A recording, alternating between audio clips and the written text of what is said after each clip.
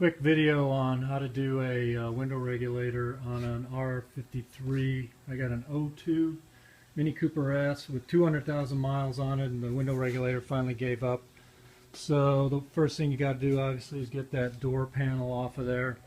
The door panel is held on with basically 4 fasteners, one in the back upper, and then there's 1, 2, 3 around this handle. Got to take a plastic spatula or something and pry the speaker and door handle bracket free. It pops loose. Some simple clips there, and then you'll come around to the back side and gently pry the door away. You've got these pop-in inserts all the way around the lower half, and then on the upper half of the door are some slots. These slots line up with some metal snaps on the top of the door. Go over and take a quick look at those. So that's these guys. So they simply just pop out of those slots. So you want to again gently get a tool under there and pry that door panel off. So once the door panel's off, you got to get access to the motor, which means removing the door handle and the speaker. There are 3 screws, 3 small black screws that hold that into place. 1, 2, 3. Then there are 3 fasteners that hold the motor to the door. That's the motor for the regulator back here. Unscrew those, the motor pops loose.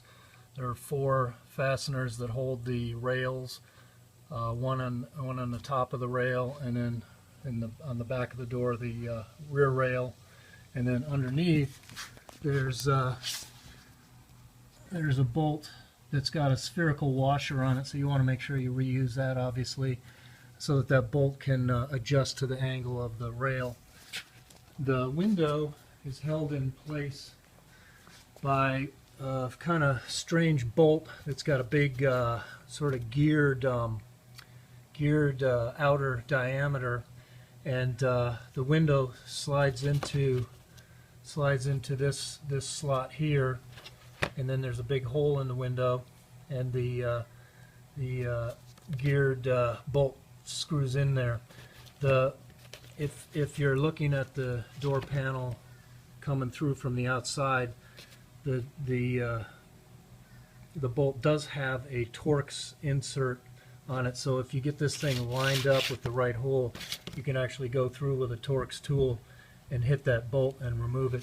I was able to take a piece of wood and gently tap, get the thing to rotate. And once I broke it free, it came loose. But it was very, very tight. I was surprised at how tight this thing was. So you'll see that when you're trying to get the window removed. Pull the window out and then swap it out. I went ahead and paid the extra money for the actual BMW Mini original part. I was able to get it online through my BMW Mini dealer, and the price was actually lower than some of the online places that carry the actual BMW original equipment. So I have had enough experience with window regulators to know that it's worth the extra money to get the actual good part in there. So then to swap out the motor, and I recommend if you have a lot of miles on the car to swap out the motor. Mine had the problem where sometimes the motor wouldn't work, and if you smack the door, you're basically smacking this motor, and there's something with contamination in the motor and can cause the motor to stop. So I recommend swapping out the motor. There's a single fastener on the rail right here that you have to remove to get the motor and motor bracket free from the rail.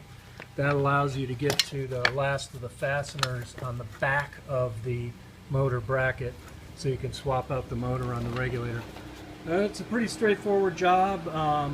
Go online to look at the adjustments that you have to make to get the window lined up exactly.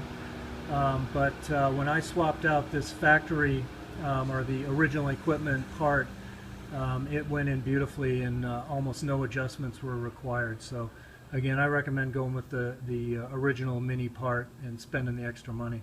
So hopefully that helps you out. It's probably a couple hour, 2-3 hour job, and not too bad. Good luck.